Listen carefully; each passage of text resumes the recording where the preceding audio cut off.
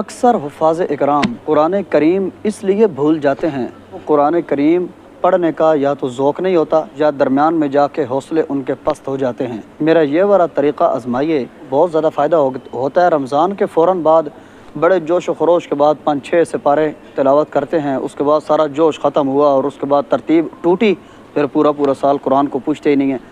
آپ اسلامی تاریخوں کے اعتبار سے قرآن کریم کی تلاوت کیجیے۔ مثال کے طور پر آج پہلی تاریخ ہے، آپ پہلے سپارے کی تلاوت کیجیے۔ آج اگر آپ نے پہلے سپارے کے 1 پاؤ کی تلاوت کی ہے نا، اور کل 2 تاریخ شروع ہو گئی ہے، تو اب پہلے سپارے کا ٹائم ختم ہے، اب دوسرے سپارے کا سورج طلوع ہو چکا ہے، دوسرے سپارے کی تلاوت کیجیے۔ دوسرے سپارے جس دن آدھا پڑھا ہے، جتنا بھی پڑھا ہے، تیسرے سپارے کا دن شروع ہو گیا ہے تو تیسرے سپارے کا کام شروع، دوسرے کا کام ختم۔ اس طریقے سے اسلامی تاریخوں کے اعتبار سے تلاوت کیجیے، آپ کو قرآن کریم یاد بھی ہوگا اور انشاءاللہ قرآن کریم پڑھنے کا جذبہ